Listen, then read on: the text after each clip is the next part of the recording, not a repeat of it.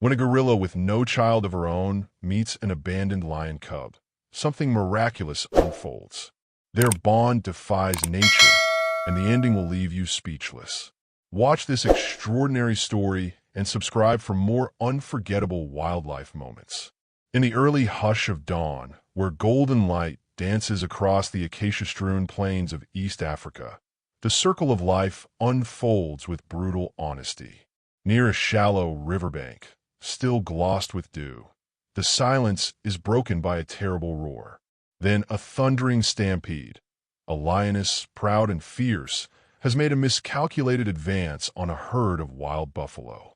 The herd does not scatter. They retaliate. Dust clouds rise, horns strike, and in the fray, the lioness is gored. Her flank torn and bleeding, she flees into the long grass, dragging her wounded body with desperate strength. But in the chaos, something is left behind. A lion cub no more than a week old, eyes barely open. Its small body quivers with instinctual fear. It lets out a tiny mewing cry, a call that carries far across the open land. And by sheer providence, someone hears it. Ranger Eliza Hart, a seasoned American conservationist, is conducting a patrol on the opposite bank. She halts, ears tuned. Another cry pierces the air. Eliza moves quickly, guided by sound and gut. She finds the lion cub alone, trembling by a tangle of reeds. No mother in sight. Her experienced hands scoop up the fragile creature. The cub doesn't resist. It simply presses its face into her arm as if it knows safety.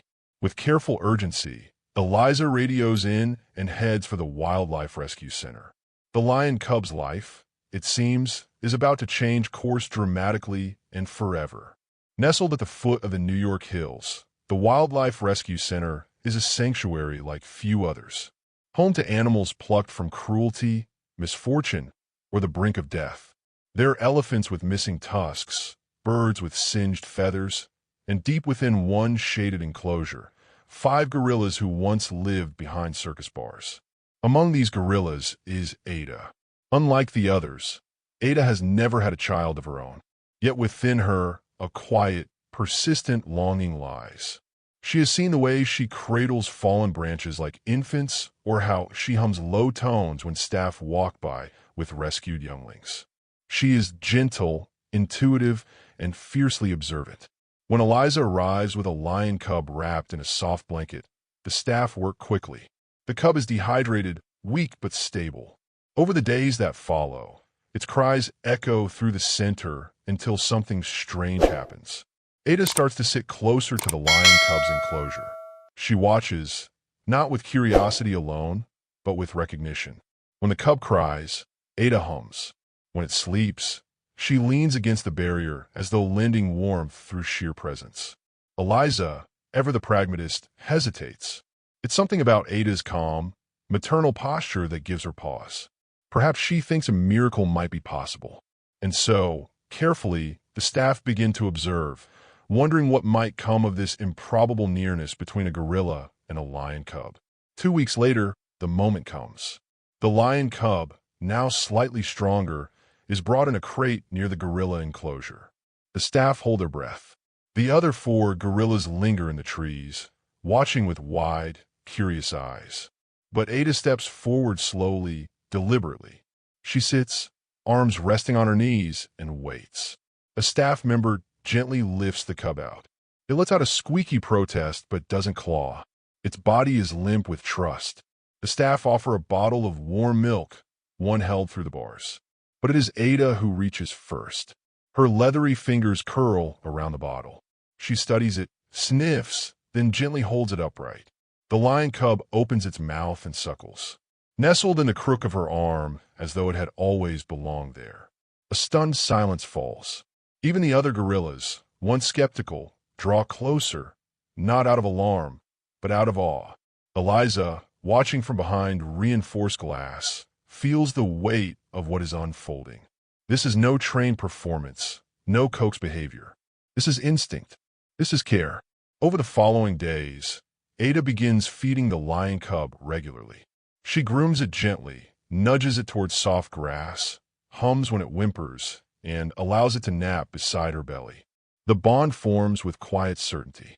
The lion cub follows Ada like it would a lioness, bumping her hand with its nose, learning her rhythms, mimicking her slow, swaying gait. What began as an experiment becomes something deeper. A gorilla who never bore a child. A lion cub who lost its mother. And in between them, a bridge of compassion the wild had never written in its rule book. Under Ada's tender guardianship, the lion cub thrives. It learns to balance, to pounce in the grass, and to nuzzle against Ada's side during midday naps. Sometimes it beats its small paws against Ada's chest and plays, and she responds with a patient nudge or a tickle under the chin. At times, the lion cub mimics her, walking on its hind legs for 2 clumsy steps or copying her hand-to-mouth gestures. Eliza and the team document everything. The footage spreads. A gorilla raising a lion cub. News outlets call, biologists debate, but within the sanctuary, life continues quietly. Ada never parades. She simply cares. And the lion cub, though growing stronger by the day, never strays far from her side. Yet, even Eliza knows this cannot last forever. The lion cub belongs to the wild. Its muscles are beginning to swell. Its instincts, curiosity, caution, and the faintest glimpse of the predator it will become begin to awaken. Still, the bond remains. And for now, as the sun sets over the open fields and the call of distant birds echoes overhead, the cub sleeps curled against Ada's arm. Safe, loved, it is in every sense of the word home. By its 5th month, the lion cub begins to change. The sharpness in its eyes deepens. It no longer swats at butterflies and jest. It stalks them, calculating. The playful tumbles become measured leaps. Staff recognize the shift. The time has come. A new enclosure is prepared. Here, the lion cub can practice hunting, stalking shadows, pouncing on decoy prey, sharpening claws against bark. The process is gradual, designed to reawaken instincts. Ada watches as the lion cub is led away. She does not cry. She does not resist. She sits in her favorite corner, her face unreadable. But as the gate closes behind the cub, her hand lingers against the ground. The cub turns once. Their eyes meet, then it is gone. Weeks pass. The lion cub grows bolder, stronger. It stalks with confidence, wrestles with mock prey, and roars, not in fear, but in command. Eliza watches from a distance, a notebook in hand. Ada, meanwhile, stays near the training enclosure's outer trees, humming to herself now and then. The separation, though silent, is shared by them both. But all know what this means. The lion cub is preparing not just to survive, but to return to where it was born, to the savannah, to the wild. On the morning of the lion cub's release, the skies are clear. Eliza opens the crate one last time, but not before a final visit. She leads the lion cub toward Ada's enclosure. The others sit in the trees, silent, sensing what this is. The lion cub hesitates at first, then walks toward the barrier. Ada steps forward. No sound, no movement. Then slowly, the lion cub places its head through the open gate. Ada meets it halfway.